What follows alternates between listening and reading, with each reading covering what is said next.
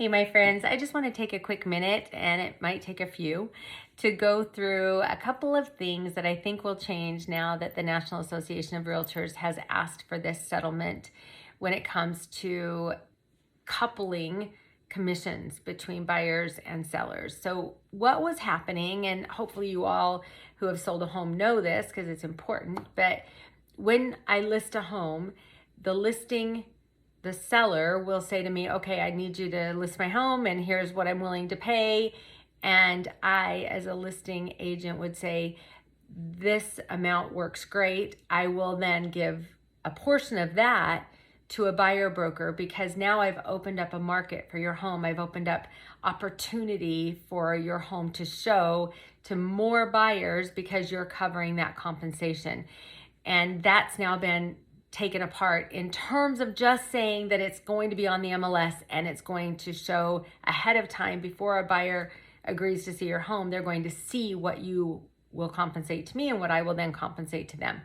So that's going to change. That's not going to be in the MLS anymore. That doesn't mean that it's not going to be somewhere, and it doesn't mean that listings are no longer offering compensation. In fact, I don't know a better way to get that market around your home, to create a marketplace for your home, than to offer the buyer brokers a compensation, because that makes your home more affordable for the buyers. So whether that will change in terms of offerings, I don't know, but I will continue to encourage my listings to offer a buyer broker agreement so that we take that affordability piece out of it.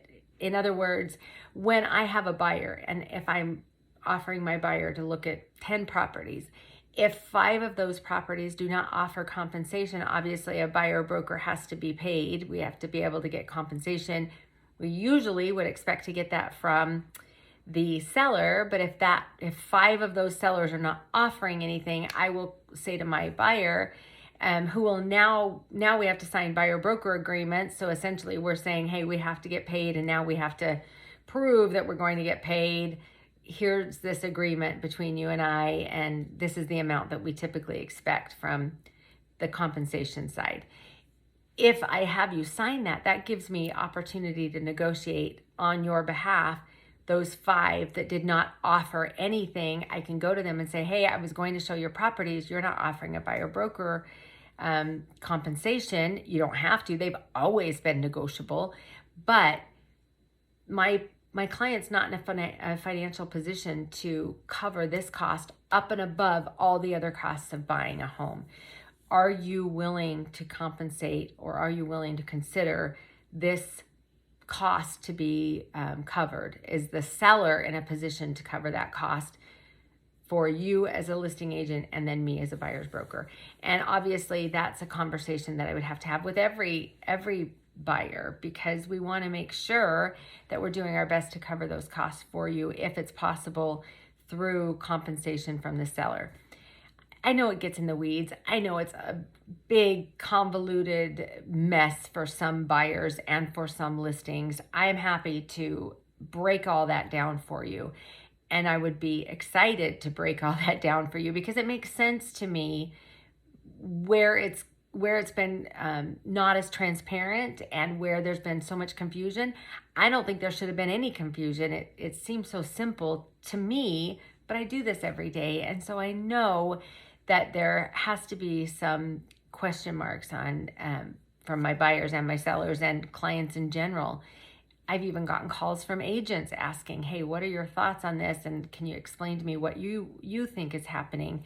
So I would just tell you, if I could find a better way for listings to make their home more affordable than offering that compensation, I would come up with it, but I don't know that there is one.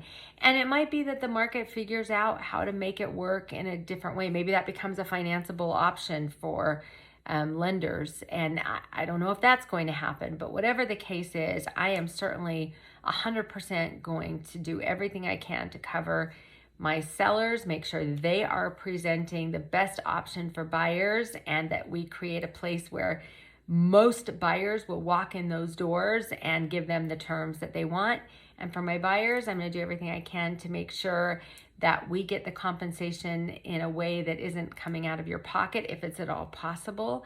And either way, my job is to advocate for you, and I will do that, and I will explain every detail the best I can. I know we're early on, but I think it's important that you know that I am aware of all of the ins and outs that we expect. Whether that will happen or not, I don't know. I do expect there'll be pop-up brokerages that say, hey, for $5,000, I'll take you through all these houses. Is that the best advocacy? Is that the best representation? I don't know that it is, but it might work for certain buyers.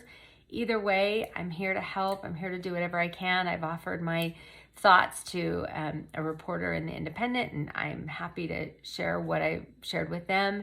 But either way, please know I'm here. I'll do anything I can for you at any time, always, and certainly excited and anxious to make sure we have a better understanding of how this all rolls out for my buyers and my sellers and everybody in between. I'll talk to you guys soon.